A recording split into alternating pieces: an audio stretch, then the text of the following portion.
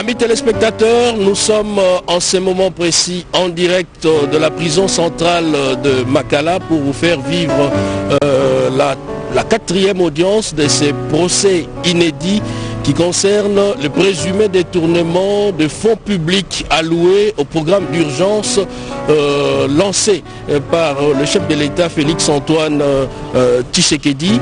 Et pour la journée d'hier, en guise de rappel, c'est le directeur général de la DGCMP, notamment la Direction générale de contrôle des marchés publics, qui était pratiquement les derniers témoins devant la barre. Il a donné toutes les précisions concernant les différents contrats et avenants, probablement signés ou pas. Vous aviez suivi en direct sur la radio-télévision nationale congolaise. Et pour la journée, pour aujourd'hui, les témoins qui étaient encore dans les pipes passeront pour la suite, notamment le gouverneur de la Banque centrale du Congo, l'ancien ministre du budget Kangoudia, l'ancien ministre des Finances, l'ancien argentier national Henri-Yves Moulang, Madame Chatur Kamere, mais aussi sa fille Soraya. Donc aujourd'hui, ça sera encore une fois de plus un pas de plus, il faut se répéter ainsi, pour avoir une idée de ce qui s'est passé réellement en ce qui concerne la gestion de ces micro-projets qui étaient dans un grand projet de programme d'urgence, les micro-projets dont il est question, la construction de près de 1500 maisons. Et présentement, devant la prison centrale de Makala, nous avons un dispositif sanitaire, notamment le prélèvement des températures qui s'est fait à l'entrée même de la prison centrale de Makala, et les gens s'alignent selon la distanciation sociale dans une certaine mesure, et pour dire que toutes les précautions sont prises pour un tel procès, un aussi grand procès qui suscite de l'intérêt au niveau national et international, et dans un contexte difficile de crise sanitaire, que les dispositions soient prises pour éviter notamment d'éventuelles contaminations. Donc à l'entrée, les entrées sont filtrées, et pour accéder au lieu même du procès, il faut être consigné notamment sur une liste officielle qui est à la porte et sous le contrôle des agents de sécurité. Vous êtes branchés sur la RTNC, que ce soit la radio et la télé, vous nous suivez en ce moment en direct, et nous sommes sûrs que vous êtes des millions à l'intérieur comme à l'extérieur du pays pour suivre ces procès qui suscitent de l'intérêt national, un grand intérêt en ce qui concerne la transparence dans la gestion de la chose publique dans notre pays. C'est pour dire que l'état des droits a des exigences, et des exigences, voire des redevabilités. Tout le monde, tout gestionnaire est redevable devant le peuple, devant la justice, et personne n'est au-dessus de la loi. C'est un peu ça la leçon à retenir dans ces procès. Et aujourd'hui, hier, c'était d'abord la récomposition du tribunal qui siège en audience foraine ici à la prison centrale de Makala, le tribunal de grande instance de Kinshasa-Gombe, qui a un nouveau président après le décès du juge président Raphaël Iani. La lecture du procès verbal qui nous a pris près de 3 heures passées. C'était ensuite les débats qui nous a conduits d'abord avec le prévenu Mouyima. Ça, c'est en guise de rappel la journée d'hier, qui a pu fournir des explications en ce qui concerne le dédouanement de matériel destiné à la construction de 1500 maisons. Comment est-ce que ça s'est passé? Qui lui aurait donné mandat d'effectuer ce travail? Autant de questions posées par le ministère public, la partie civile, mais aussi la partie Jamal qui est intervenue par la suite pour évoquer d'autres questions en ce qui concerne le rôle joué par l'entreprise Samibo dans le dédouanement de tous ces matériels. Chers téléspectateurs, nous sommes en direct. Vous allez suivre avec nous le déroulement du procès, et certainement vous vous posez beaucoup de questions sur ce qui va se passer. Nous allons vivre cela ici avec la grande équipe de la RTNC. J'irai Skelani qui est derrière la caméra juste devant moi, JR Diakadi à la réalisation, Maxime Androkwa, mais aussi Vergatouani. Tout tout le monde est là pour vous faire vivre ces procès qui entrera certainement dans les annales de l'histoire de notre pays. Nous vous donnons l'antenne, c'est encore qui en Swahili pour que nous puissions comprendre ce qui se passe en langue nationale également. Nous avons avec nous toutes les langues pour une meilleure compréhension du grand public. La dame de Swahili, si vous pouvez prendre l'antenne pour nous expliquer avant même le début de ce procès.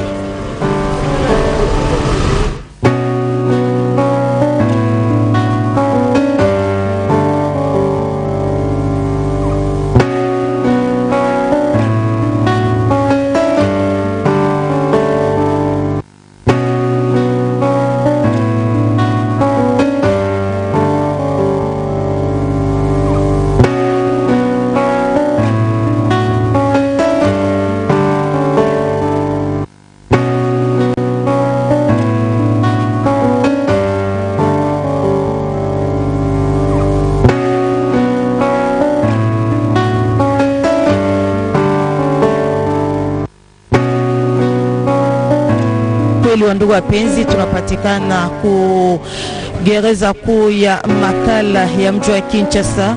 Kwenye masambo inazidi tu kuendelea kutokana na swali ya programa ya siku 100 ya rais, kwani kuna wale wenye waliweza kupokonya pesa yenye iliweza kutolewa kutokana na majengo ya manyumba prefabrike yenye ingepashwa kujengewa ndani ya Jamhuri ya Kidemokrasia ya Kongo katika majimbo 5 ya Jamhuri ya Kidemokrasia ya Kongo, pia mji wa Kinshasa, kwani manyumba hiyo iliweza kuhusika kwa ajili ya askari polisi, askari jeshi, pia raia.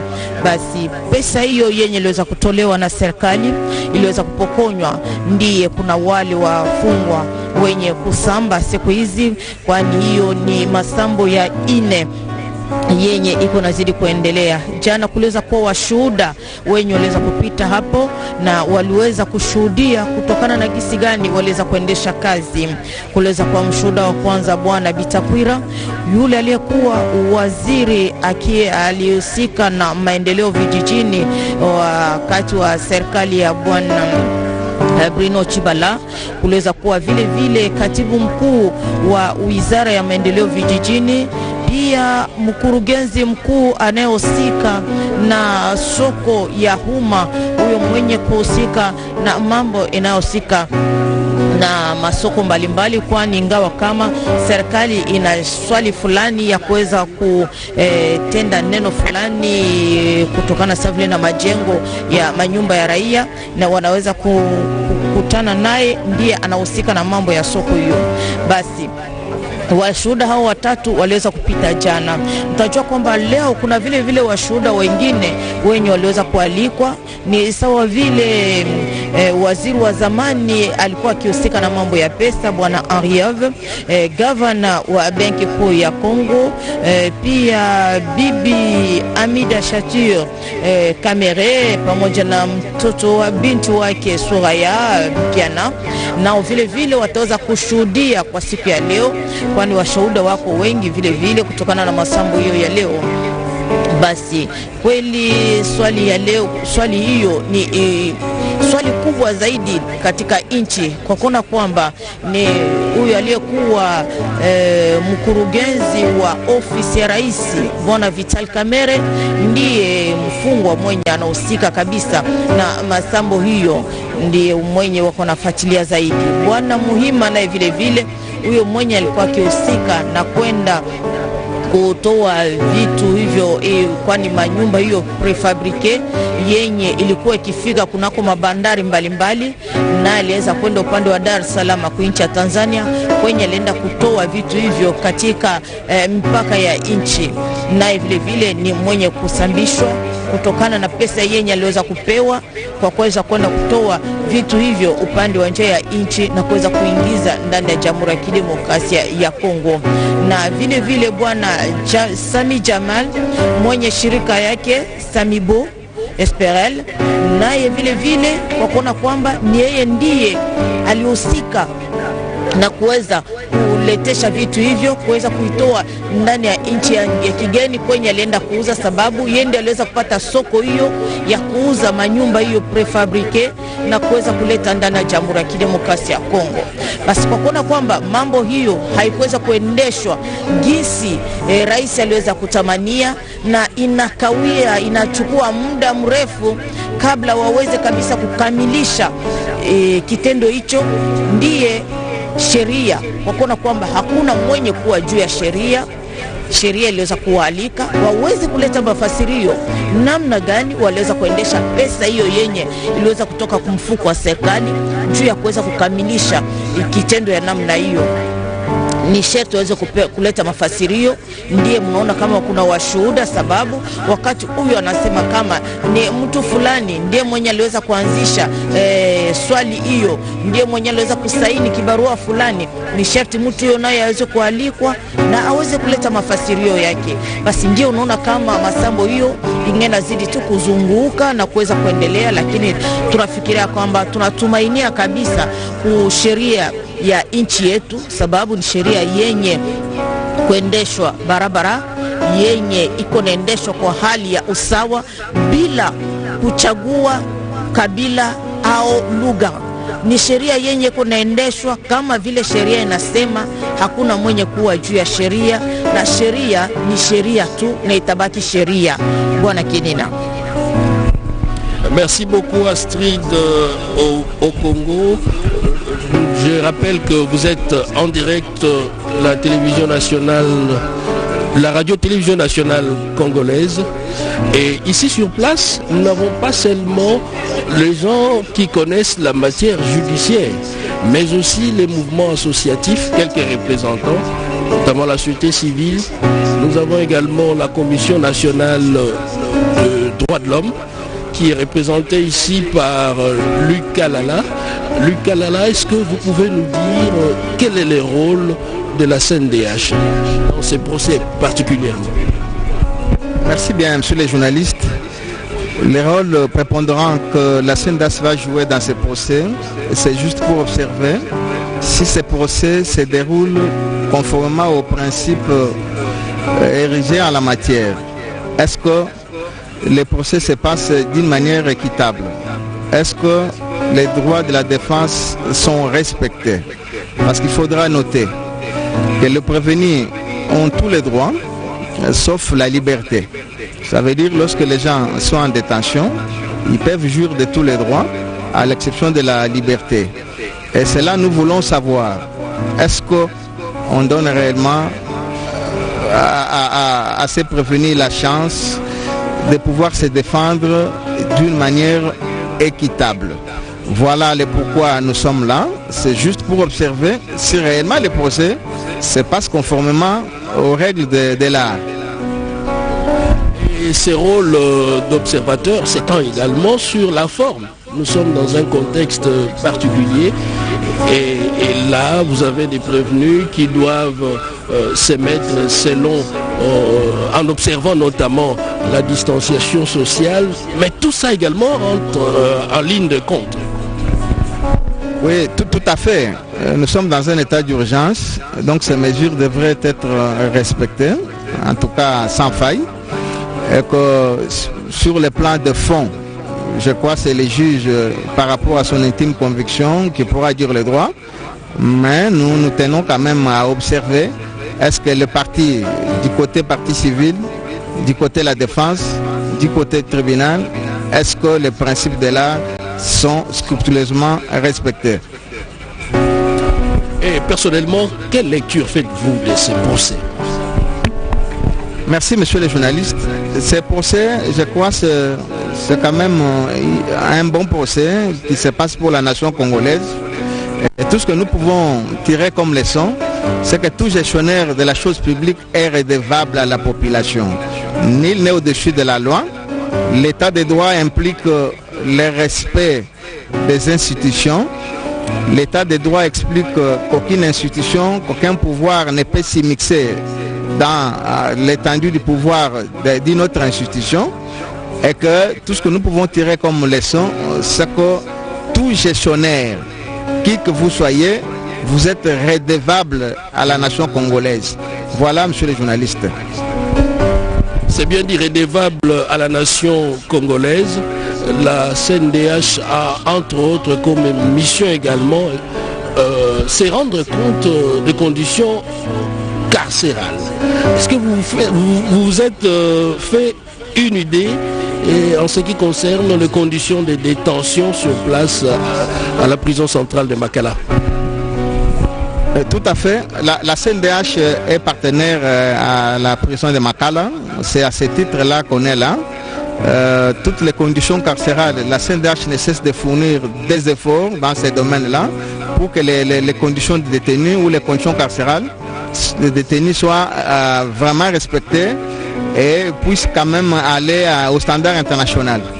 Donc c'est comme ça. Donc la CNDH, dans ses attributions, a toujours pensé à ça.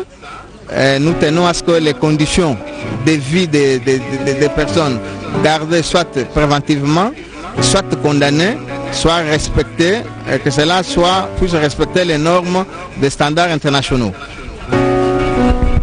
Voilà, merci beaucoup Luc Kalala pour toutes ces explications. En attendant que le tribunal arrive, notamment le juge président et sa suite, nous rappelons aux téléspectateurs que hier on a pu assister à la lecture des procès verbaux tout au début et par la suite à la récomposition du tribunal de grande instance de Kinshasa-Gombe siégeant en matière pénale. Et c'est le juge Pierrot Bakenga qui est désormais le juge président, secondé de 3 autres qui étaient là sur place hier.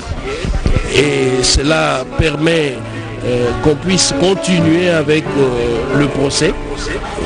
Et la journée d'hier a été décisive avec la comparution de différents témoins qui ont pris la parole devant la barre. Le témoin Butakwira, qui était à l'époque ministre du développement rural, a pu donner des explications sur sa responsabilité de l'époque. Y avait-il un contrat signé ou pas?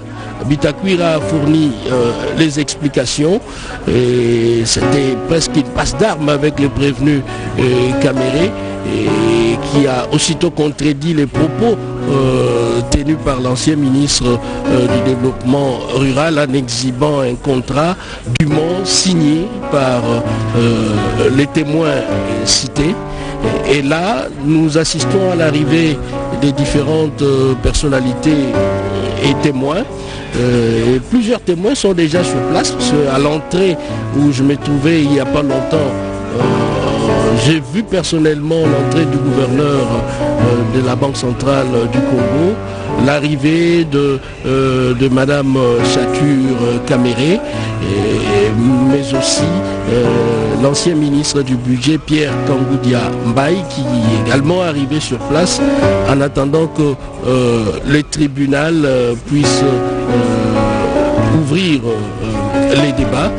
Astrid au Congo, vous avez la parole. Kweli bwana Kenina, tuna mjumbe wa CNDH, kwani CNDH ni kigundi kenye kuhusika na mambo ya haki ya binadamu kwa Jamhuri ya Kidemokrasia ya Kongo. Bwana Luc, uko nafuatilia masambo hiyo tokea mwanzo hadi leo.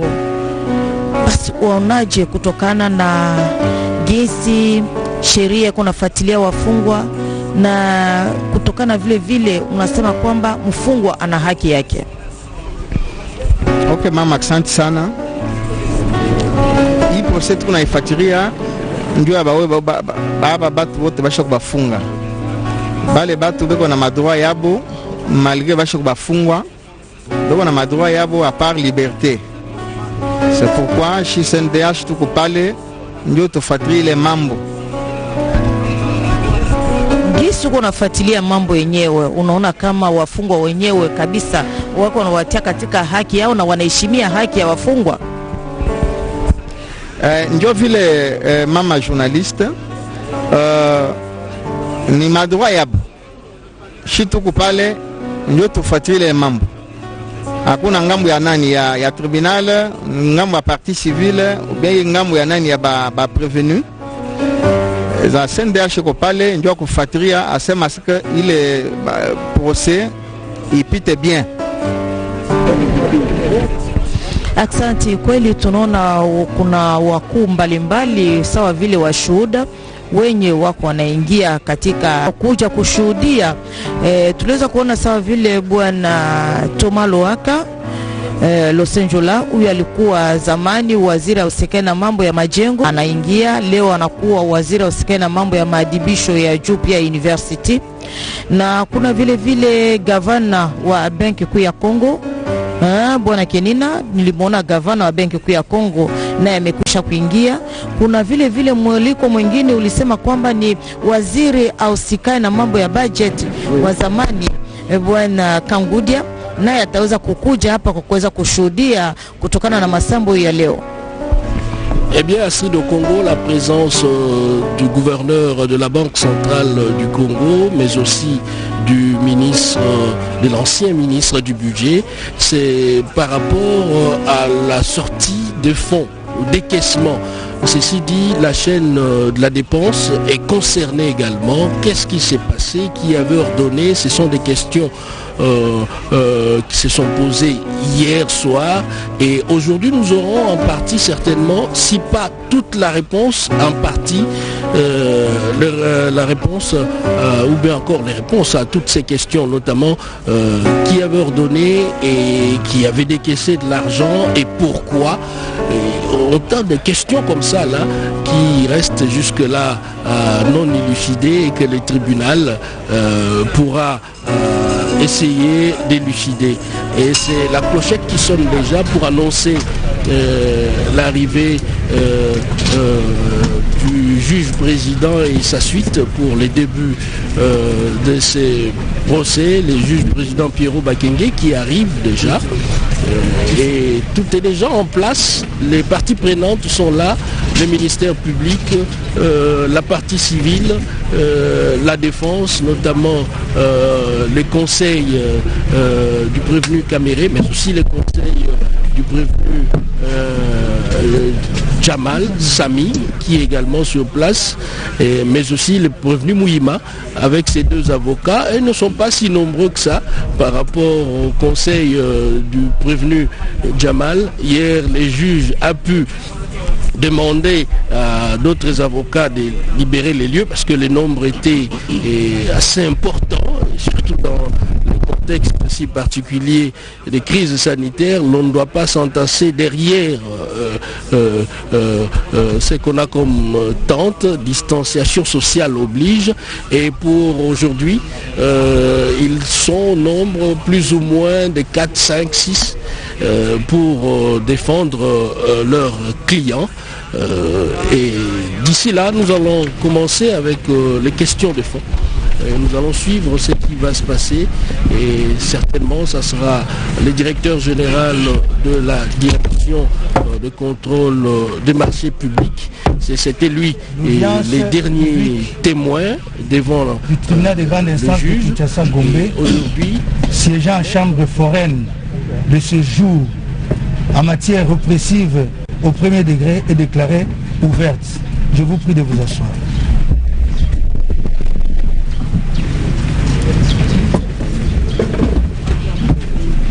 Madame la greffière, le tribunal vous invite à lire l'extrait de rôle. Extrait de rôle pénal, audience publique en chambre foraine, 4 juin 2020, siégeant Bakenge invite à président, Kasunda Ngeleka Emukayaka Embe juge, avocat général Lumbu Kachewa, officier du ministère public, Nyamaki la greffière. Affaire en continuation, RB 26 931. En cause, ministère public et partie civile, la République démocratique du Congo, contre le prévenu Sami Jamal, Kamere Loakanikini Vital, Mouyi Mando Le Janon. Merci madame. Le tribunal appelle la cause inscrite sous RP 26 931, en cause ministère public et partie civile, la République démocratique du Congo, contre le prévenu Sami Jamal, Kamere Lwakaningini et Mouima Ndole Jano. Comparution s'il vous plaît.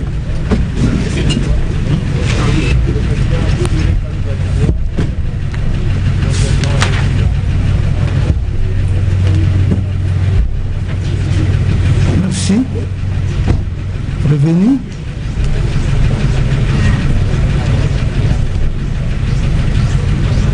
Le prévenu Kamere est comparé en personne, assisté de ses conseils.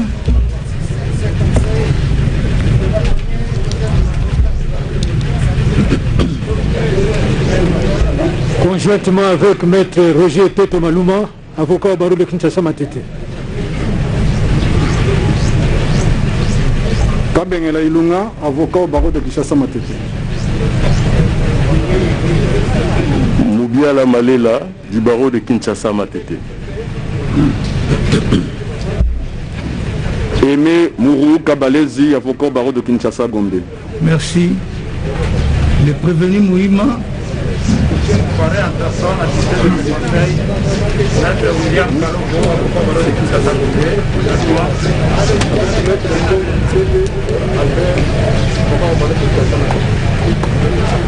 Le prévenu Jamal, comparé en personne.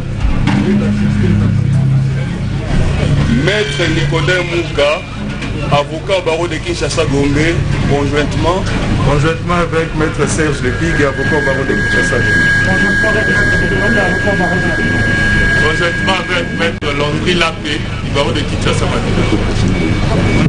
Avec Maître Gervais Kalungama, avocat du barreau de Kinshasa Matete. Conjointement avec Maître Nchole Junior, avocat au barreau de Kinshasa Matete. Conjointement avec Maître Ernest Osempo du barreau de Bambou. Merci. Conjointement avec Maître Mukendi Kachongo, Joseph Patrick du barreau de Kouilou. Conjointement avec Maître Christian Béachaoumba, avocat au barreau du Kouilou. Merci. Cette cause ayant été renvoyée contradictoirement à l'égard de toutes les parties, le tribunal est donc valablement saisi. Bien. Nous poursuivons l'instruction par l'audition, je crois, des témoins. Hier, nous n'avions pas terminé avec le témoin, monsieur le directeur général de la Direction générale de contrôle des marchés publics. Donc, monsieur Ngongo, s'il est là, nous pouvons le faire venir. Oui, maître. Je ne sais pas si nous sommes autorisés à rappeler à votre tribunal le devoir qui est resté à être accompli. C'est juste que le tribunal nous permette non pas de plaider, mais de confirmer les termes de notre demande de liberté provisoire qui est déjà joue dans les dossiers. Tout simplement ça. Là, c'est la chambre du conseil, il n'y a pas de problème. Elle aura lieu. Merci. Elle va se tenir juste après. Pas de problème. Administration, faites-nous venir le témoin Saloum, Ngongo Saloum, directeur général AI de la Direction générale de contrôle des marchés publics. Donc on termine avec lui parce qu'on n'avait pas fini avec lui.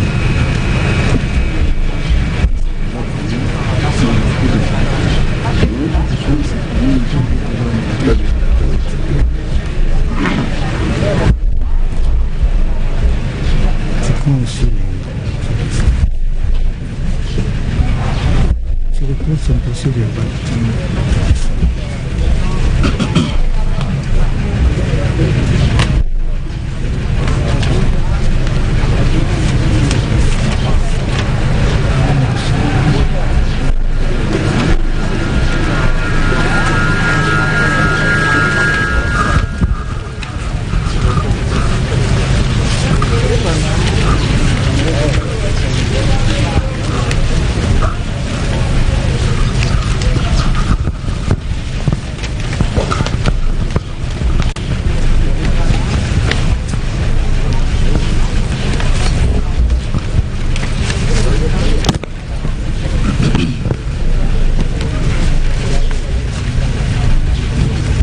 Monsieur Ngongo.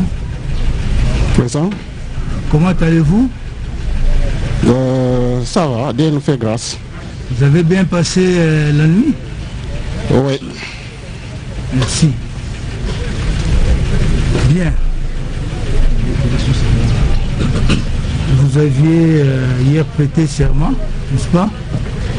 Pour dire la vérité, rien que la vérité. Bien. Le tribunal appelle à la barre le prévenu Caméré.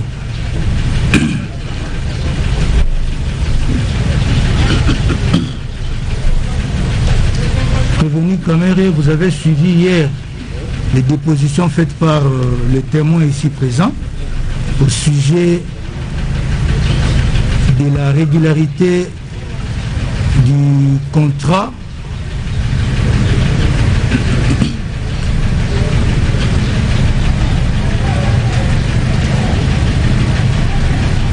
dont l'avenant se trouve être contesté.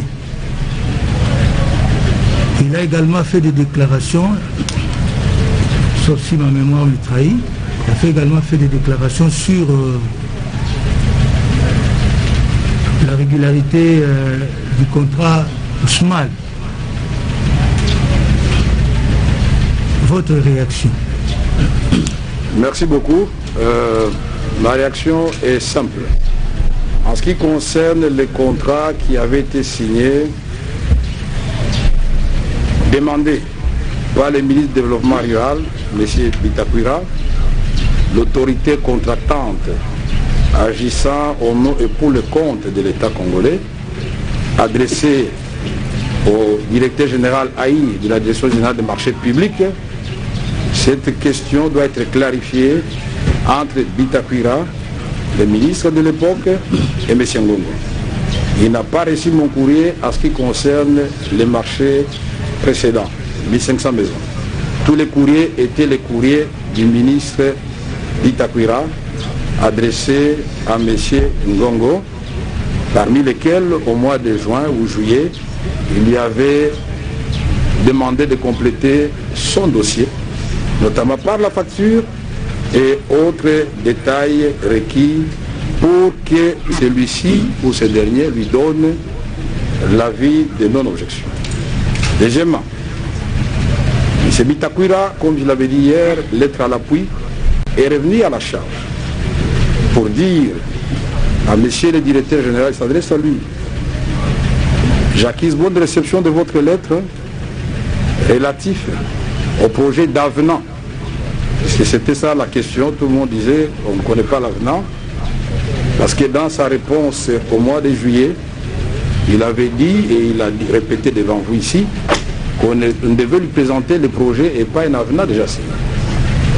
Mais bien, il se trouve, je n'ai pas fini, votre honneur, si vous permettez. Mais là, sa réponse du 25 juillet à la requête du ministre du Développement Yoabi Bitakwira, il accorde l'avis de non-objection. Mais dans le dernier paragraphe peut donner lieu à beaucoup d'interprétations, les avocats vont en parler, et votre honneur, nous vous faisons confiance, puisque j'ai écrit au mois de juillet pour rejeter, mais, pardon, au mois de juillet pour rejeter, mais le 25 juillet, j'ai dit j'accorde. Et à la fin, et ça cadre bien avec l'objet de M. Bitakwira, et ça cadre bien avec le premier paragraphe, puisqu'on parle de projet d'avenant, de la réduction de 9 provinces à 5. La réduction. La lettre, je l'avais lu hier, je ne vais pas fatiguer le tribunal. Deuxièmement, le marché Ousmane. Je vous ai dit que c'est sur instruction express du président de la République qui lui-même, après avoir visité les maisons comptant du travail fait par M. Djamal, je n'étais même pas là ce jour-là, au cours de cette tournée, que l'instruction avait été donnée, le choix de M. Djamal. 3000 maisons, mais le président avait précisé, quand il m'a instruit maintenant, que ce monsieur avait déjà bénéficié d'un marché de 1500 maisons. Maintenant, nous lui donnons 3000 pour les militaires et policiers. Et il doit revoir ses prix. C'est comme ça, et je l'ai dit hier, que nous sommes passés de 35 000 pour les maisons type D du moins les maisons que le président avait retenues, puisqu'il voulait très rapidement, et c'est pourquoi le monsieur a diminué les prix. Il dit, s'il fait très bien ce marché des 3000 maisons, on va lui confier d'autres camps militaires, parce que je voudrais tout de suite et maintenant que le social des militaires change en ce qui concerne le logement. Et c'est comme ça que, s'agissant d'une instruction du président de la République, je me suis adressé à M. Ngongo, le directeur général des marchés publics. Il m'a répondu, si sa mémoire est bonne, il doit se rappeler, nous étions au mois d'août. On était en pleine formation du gouvernement Ilunkamba.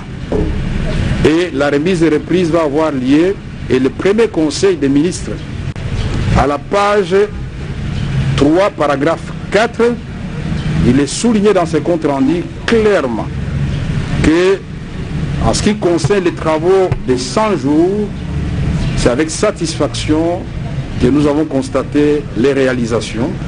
Ça, c'est le premier ministre qui parle. Et il dit que nous allons maintenir le même rythme jusqu'à terminer ces travaux. Ce qui fut fait parce que tout de suite, au mois de septembre, programmation va être faite de payer l'OVD, l'Office des routes, et je ne sais plus quelle autre entreprise, mais j'ai les documents. Ça a été payé une fois, et puis on a observé une période de non-paiement. C'était en rapport avec les sortes de moutons. Et quand la population a commencé à grogner, s'il faut des moutons, on va faire une nouvelle programmation au mois de mars, au mois de février, qui va accélérer finalement les travaux, et ce qui va nous amener dans le procès présent. Donc c'est pour dire que quand M. Ngongo me répond et qu'il n'y a plus de ministre, il y a de nouveaux ministres, je fais la remise et reprise, le dossier des 100 jours est confié au nouveau gouvernement. Donc toutes les régularisations devaient être faites. La question, votre honneur, avant que les avocats me complètent, au témoin Ngongo, reconnaît-il que la formule de régularisation existe? Est-ce que le gouvernement passé comme le gouvernement actuel a-t-il déjà recouru à plusieurs reprises à cette formule? J'ai donné l'exemple hier de Safrimex. Devant l'urgence et la sécurité menacée, le président m'a instruit et on a payé. On n'a pas payé, on a passé la commande de 9 500 000 $ américains. Je peux donner un autre exemple. Le président visitant le camp Tchatch, le commandant de la garde républicaine, je veux qu'il est parmi les témoins, il va le confirmer.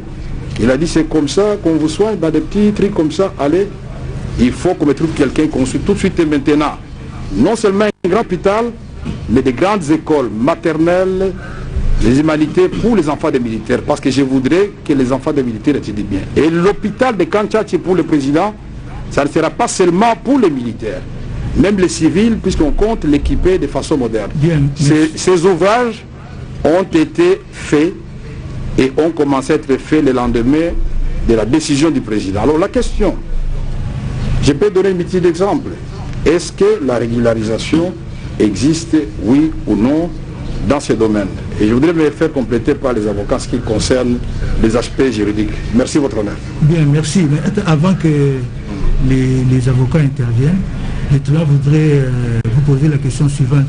C'est celle de savoir si, pendant votre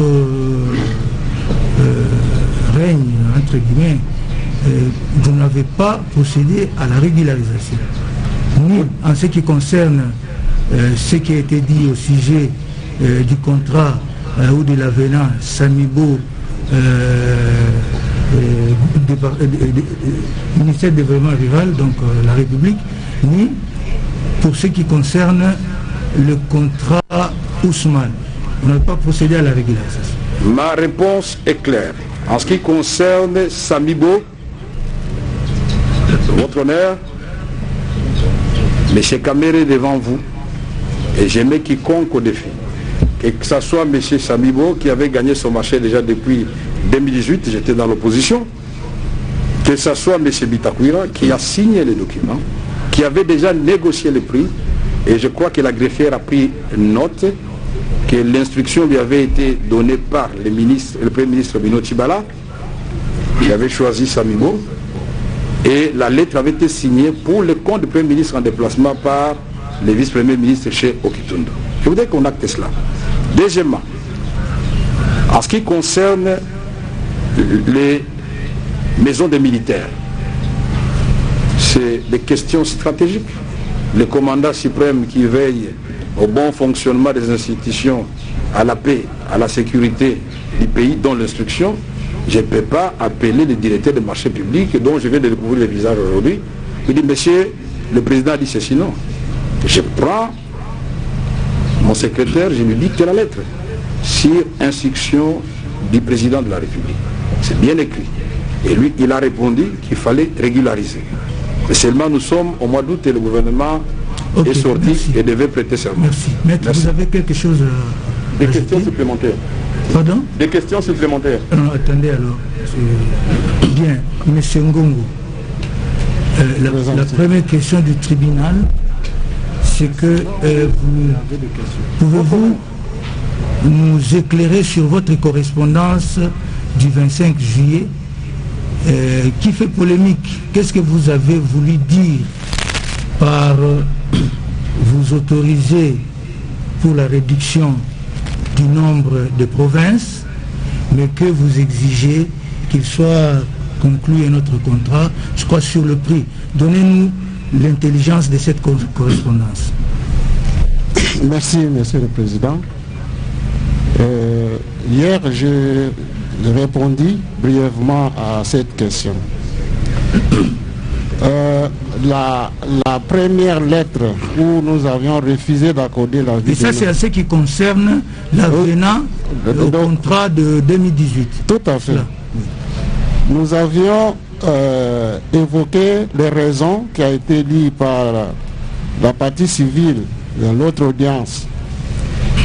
Et le ministère du Développement rural, ayant lu notre lettre, ils ont réécrit pour demander à ce qu'ils puissent se conformer un peu à ce que nous avions demandé. Mais, c'est ce que j'avais dit hier, au lieu de demander un avenant et puis un marché supplémentaire, ils ont demandé des avenants. Mais à l'intérieur de la lettre du ministère du Développement rural, on va trouver qu'effectivement, ils ont présenté les deux demandes et deux projets, un projet d'avenant sans incidence financière et puis un projet d'un marché complémentaire au premier. Ce marché complémentaire-là avait un projet de contrat. Alors, lors de l'analyse de ces dossiers au cours de la réunion des commissions spécialisées, nous avions accordé l'avis de non-objection au projet d'avenant. Les projets d'avenant concernent le marché marché initial, donc le marché de 26 750 000. Cette lettre-là qui accorde cet avenant, ce projet d'avenant, est resté sur le marché initial de 900 maisons. On a autorisé seulement la réduction du nombre de provinces de 9 à 5. Mais au reste, un avenant n'est pas un marché nouveau. C'est un marché, c'est une modification qui vient... Le Congolais comprend. C'est la situation que je viens de vous décrire.